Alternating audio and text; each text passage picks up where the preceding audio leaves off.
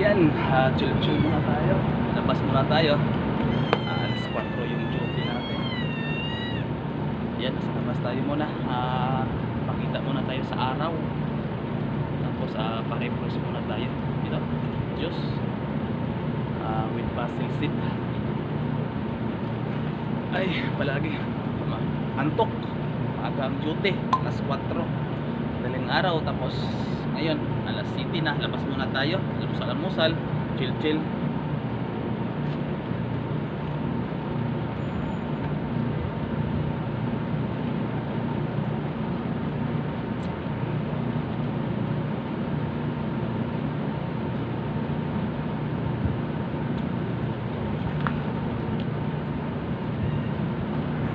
Yan ang area ko. Yan ang area ko dyan. Yan ang factory namin.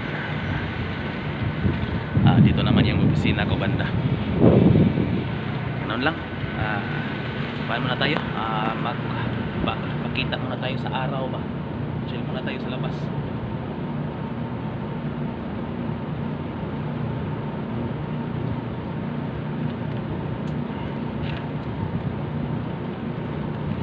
Chill lang muna.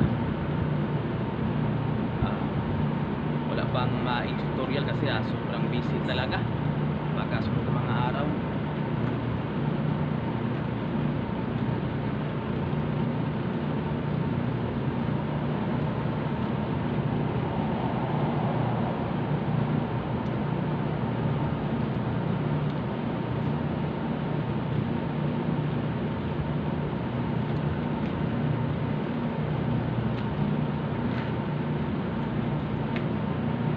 Yan, nasa likod ako ng kuwan ng factory. Dito banda-banda yung init ba. Tahimik, maka-refresh yung isip mo ba. Pagkatapos nito, pagkatapos ng break ko, 10 minutes lang. Siyempre kasi sa akin lang kasi kung mag-break ako o hindi. Yan, chill lang muna. Pa-refresh ba? Pa-refresh sa utak.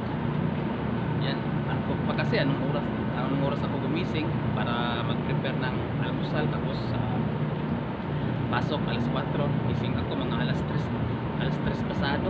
Yan, gising ko na yan. Yan, ganun talaga ang trabaho ko. Stress, anong oras na din makauwi, ganun lang.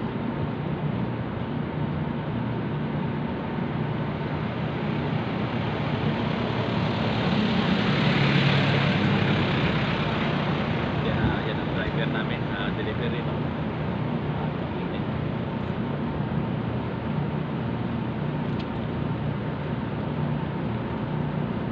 Salamat sa iyo, salamat sa inyo, salamat sa iyong walang sawang suporta sa aking YouTube channel, Agro Perfects TV. Maraming salamat. Itong sa likod, itong sa harap ko, kuan din yan, furniture din, kuan din yan, marble factory yan. Marble factory kasi yung area ko, puro ito factory, lahat puro factory ito. Furniture, marble, lahat ng factory. Electrical, para siyang sa Cebu, para siyang MIPSA. Nandito lahat ang klase-klaseng factory. Dito ka mag-apply. Yung iba dito nag-apply ba, personal. Libutin lahat tong area na to, puro factory to. Baka ngayon may nag-hiring sa harap ng banya namin, nag-hiring ng sprayman dito. Nag-hiring kasi marami akong kakilala din, marami akong kakilala dito na mga Pilipino din. Siyempre kakilala din nila ako. Siyempre nag-hire sila ng sprayman na Pilipino. Maraming hiring dito. Maraming hiring dito sa area ko. Itong kumbaga industrial tawag nito. Kasi dito dito lahat nag-ipon-ipon yung mga factory dito, nilagay yung lahat ng mga factory sa isang lugar lang. Kung apply ka dito, yan, dito ka talaga apply personal, pasok ka sa mga factory. Yan, daming hiring ngayon dito kasi marami akong mga kilala dito na mga sa labas. May marami akong kakilala dito na ngayon bumili ako nito, tapos may kinausap ko na kabayan natin. Yan, nag-hiring daw sila. Siyempre papan sila, furniture company, pero dito sila sa amin kumukuha ng pintura. Kung malapit lang pala tayo, dito kayo kumuha sa amin ng mga pintura. Yun, hiring daw sila. Sabi niya, Sprayman Filipino, tapos ang sahod 3,000. Yan, malaki na yan.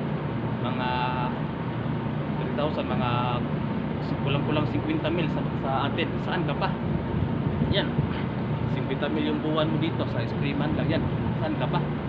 Malaki na talaga. Yan, sa atin ka, hindi ka makasahod kang ganyang 50 mil. Parang manager ka yan, supervisor. Dito, 50 mil, saglit lang. Plus overtime. Sige.